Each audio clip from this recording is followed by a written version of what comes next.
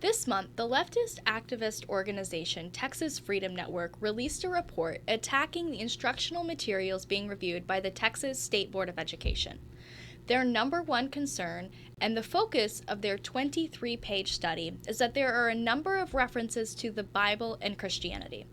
Despite these references often being taught in a literary and historical context, Texas Freedom Network believes that the mention of the Bible and Christianity is turning Texas public schools into, quote, Sunday schools. The truth is that these are the same activists who celebrated the defeat of school chaplain policies not passing in Texas school districts and who attempted to remove In God We Trust from the social studies curriculum back in 2022. The author of the study gives minimal citation and often gives subjective opinions on what he believes the text conveys to students. So we're going to go over some of the claims that Texas Freedom Network makes and respond to these claims by revealing the real bias is with the activists who are attacking the curriculum.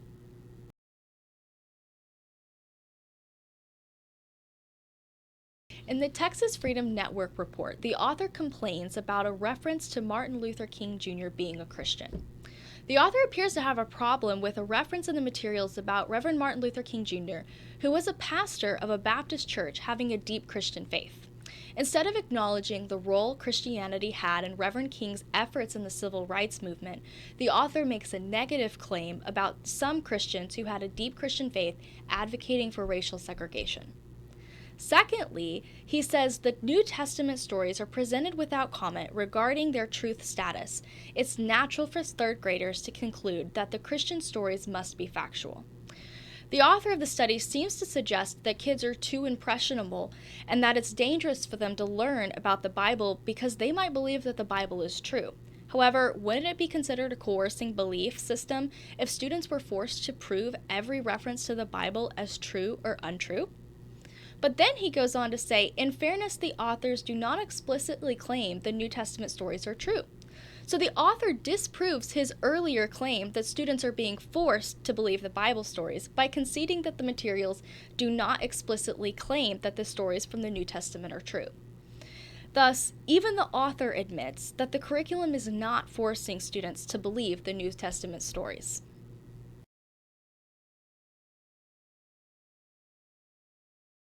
Later on in the report, the author says that the unit's handling of early Christianity is equally troubling. For instance, it misleadingly implies that Christianity offered a simpler path to salvation than polytheism. The passage the author cites is one that states that Christianity is a religion where anyone could receive that forgiveness and remain connected with God, and describes other Roman religions as ones where individuals must worship many different gods by working with priests in the temple. The passage the author references does not promote one religion as being better than the other, and simply tells the truth about Christianity and the other religions referenced. However, it seems that the author has a problem with the mention of the details of Christianity. He goes on to say the unit does not notify parents that their children will be studying the New Testament accounts of Jesus in some detail. The same activists who oppose involving parents when the topics of human sexuality are discussed are concerned about whether parents are notified before students study the New Testament. One example that particularly troubles the author is that the Gospel of Matthew is referenced when students are studying Leonardo da Vinci's The Last Supper.